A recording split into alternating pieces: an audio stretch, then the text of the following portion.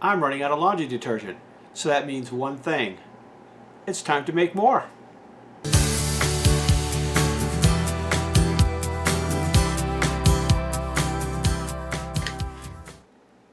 Okay, let me explain what I've done. I purchased some Zote soap. Now I purchased the white this time. Last time I purchased the pink. It doesn't make a difference. They're both the same scent. When you buy soap, and it's wrapped in sort of like a plastic wrapper, there's still moisture in that soap. It's cured to a point, but it hasn't lost all of its moisture content. Those who purchased handmade soap or make homemade soap know what I'm talking about, the curing process. And so what I did was, if you take it out of the package, and then try to grate it immediately, it sticks, because it sticks to the grater, because there's still a lot of moisture content in there. So what I decided to do, and I learned that lesson from making my first batch of soap, and this is my second batch of soap. So what I did was I cut it into 4, and I've let it sit on top of my refrigerator because heat rises. So I let it sit on top of my refrigerator for about 2 months, letting all that moisture evaporate from this soap. So hopefully it will make grating this soap a lot easier.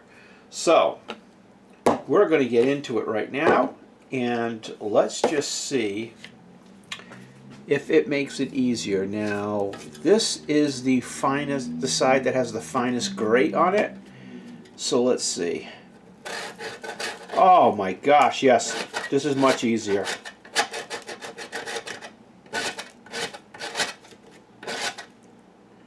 It's almost grating like a powder. Whereas if you did it when it was fresh, it would grate like little pieces of confetti.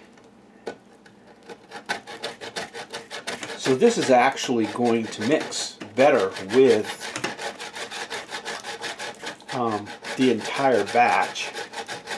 I shouldn't have done this on a white plate, because I don't know if you can see. Let's see if you can see the texture of this. Let me try to zoom in. It's like a powder. So it's coming out nice, and let me scooch it back. Whoop, wrong way. Let me scooch it back. New camera, by the way. New camera.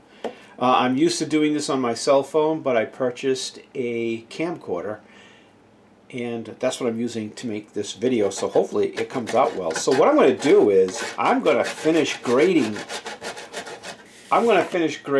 all this soap, and then I'll be back. Okay, so the first bar is done. I have these little, let me show you.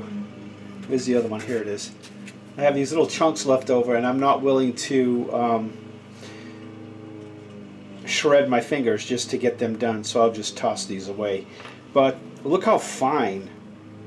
It's like a fine powder. And the first time I did it, it didn't work out that way. It didn't turn out that way. They were more like small chunks, and that's because I didn't dry it out.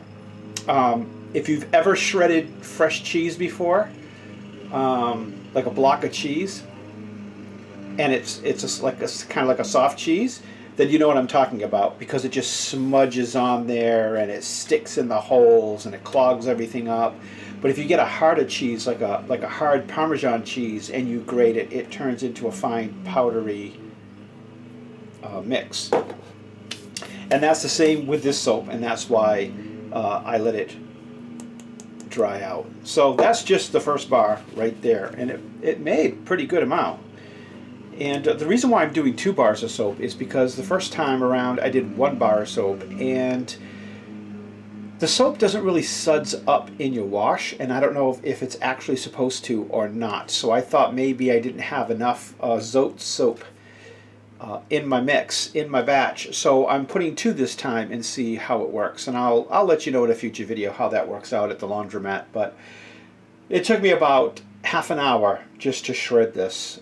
So I suggest if you have a food processor at home and it has a grater attachment on it, a grating attachment on it, that you use that, because you know, if you were going to be using it for soap making and there was going to be lye in there and and other chemicals and things in there, then I would say, you know, don't ruin your perfectly good food processor, because you're not going to be able to use it again, because you want to make sure that anything you use in creating soap you don't use in your own kitchen, because you never know if there's going to be traces of lye or anything else on it. But this is already soap.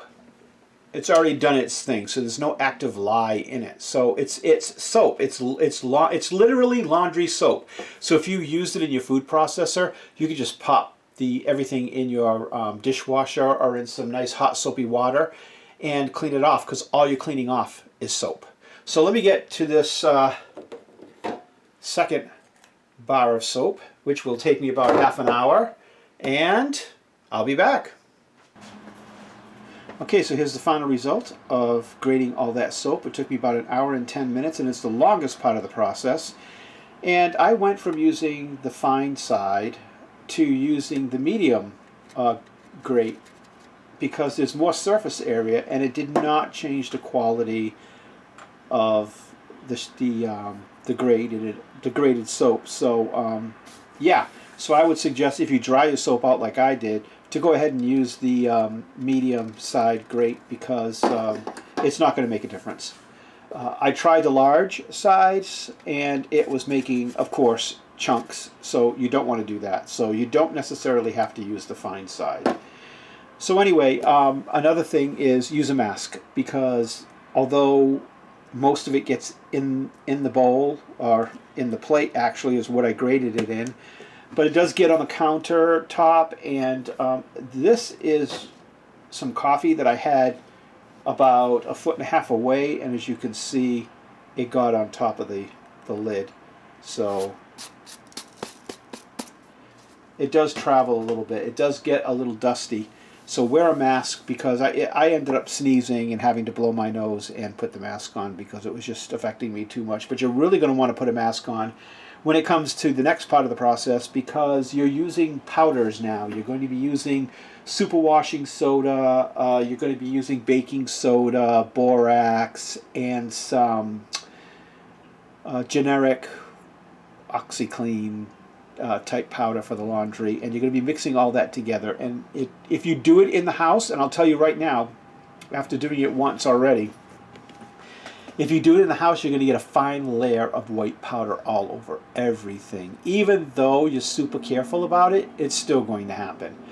So I'm going to bring you out of the apartment and either into the hallway or outside and mix the rest of this up. Okay, I decided to do it in my hallway because it's a little breezy outside and there's pretty good light here. So I'm not going to wear a dust mask, so hopefully it won't affect me in a negative way. Although you should wear a dust mask. I'm not, because I'm making a video, but if I wasn't making a video, then yes, I would wear a dust mask. So here we go. The first thing I'm going to put in is some of this generic OxyClean type powder. Now I have 2 of these, so I'm going to put the first one in now. And it has little blue flakes and everything in it. And the reason why I'm throwing it in, and this scoop, save. Because what I do is I take some of that, I put it in this small container, and I use the scoop in order to scoop out what I need for my laundry. Okay. Now that has blue flakes in it. I think everything else is white. So the reason why I want to put that first jar in, the first container in, is so that when I'm mixing it, I'll know that it's mixed all the way, because there won't be, the blue flakes will show throughout the whole mixture. And that's why I did that. Okay, so then we have a super washing soda. And this is a 55-ounce container of it, and that's what I'm going to put in. Okay.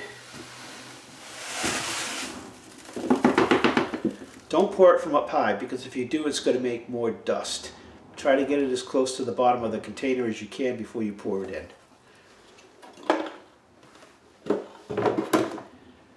Next, I'm putting in some baking soda, and this is a 4-pound box.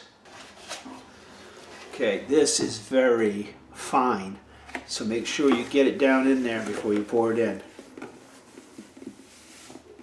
And here comes the dust.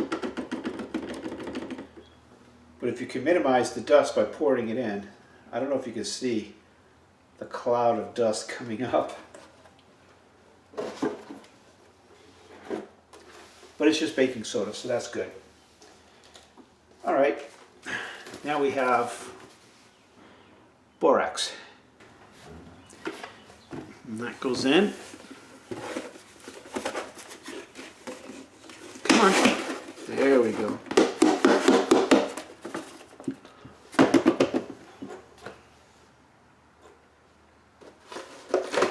Closing that box up. Whew. Then we have, yeah, all that soap that we grated. That's going to go in.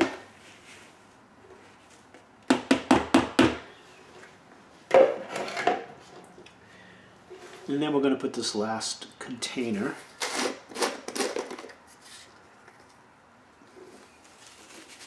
of the OxiClean in there. Okay.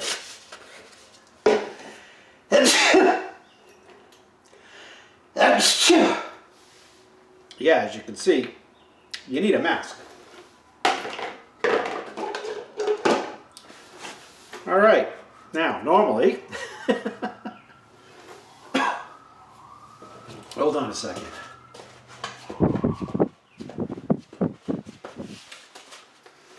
Okay, now normally you would put some gloves on or something like that and mix everything together, but of course I'm not going to do that because I'm going to give you a bad example of what to do.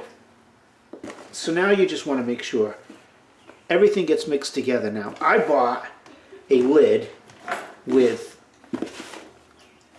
a container with a lid, and it locks with the handles, so I could spin it around and everything.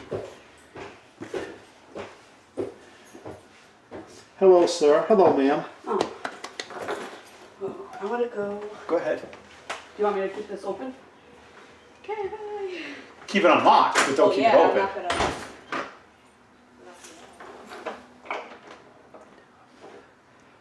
All right, there was a little glitch there because my daughter came home and up the stairs as I was doing this. But as I was saying, I'm trying. I bought a lid that has. I keep saying I bought a lid. I bought a container that has a lid that locks, so I could kind of like spin it around and mix it up really good. But I'd like to give it a good mix before I do something like that. Okay, done. Let me put this on. I don't know how tightly this lid is going to be on here, so hopefully it won't fall off and nothing will spill out. But if it does, I can just sweep it up. So I'm just going to tip it over again and again and again a few times. Yeah, some stuff did come out.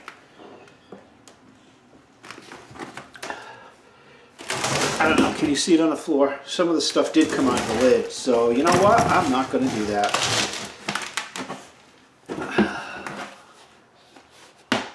I thought that lid was really going to work out, but it doesn't. So, but I think I mixed it up pretty well anyway.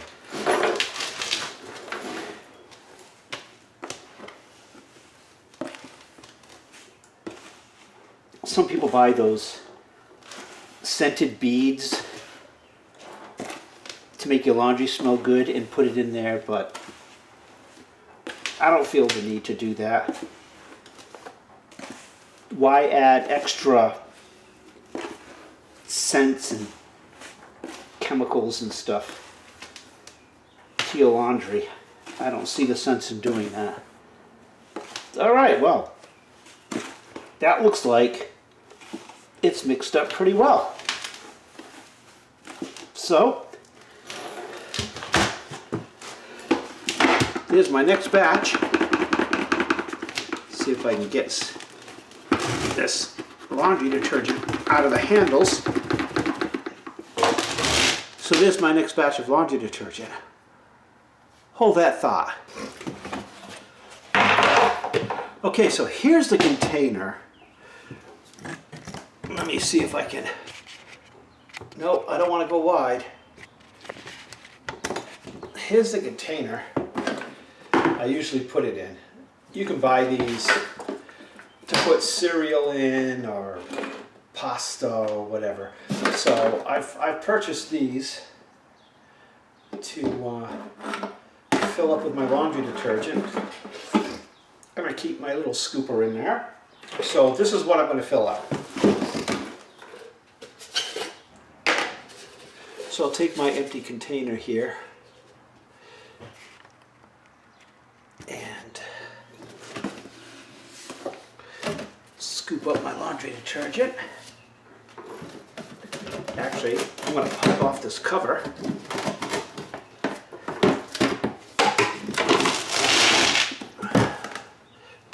And I'm just going to start filling this up.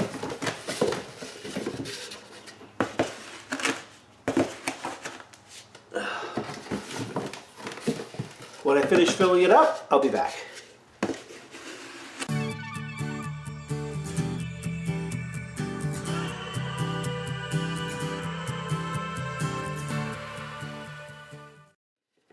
Can I pour it in?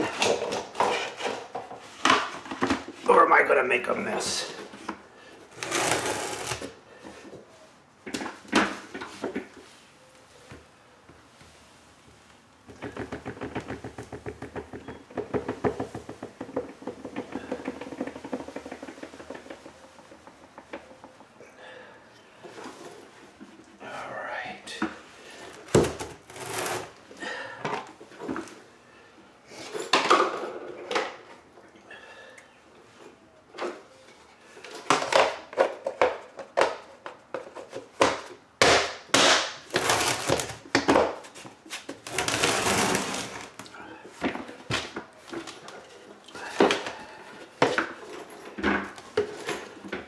Okay, well, I was able to fill up that container, plus almost 2 full containers that I had used for the OxiClean type of powder.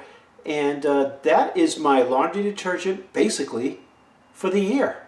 That's all I need. Because all I need, actually, is one or 2 scoops. That's all I need. It's really good detergent. I've had no issues with it. I usually put 2 scoops in just to be on the safe side when I do a load of laundry at the laundromat, but this will last me for about a year. So I have to clean up my mess and change my pants, and I'll be all set. I'll be right back with you. So that's how I make my laundry detergent. It was basically off the cuff. I needed to make some. I was almost completely out, and I thought, well, if I'm gonna go through the process, I might as well record it and throw it out on YouTube to see if anybody could use the information. So I kind of winged it the whole way, so this video probably shows that too. So thank you for joining me. If you like the video, please give it a thumbs up. If you want to see more videos from my YouTube channel every time I post them, please subscribe to my channel, click notification, and click all notifications so that every time I post a video, you'll be notified. Thanks a lot. God bless. Bye.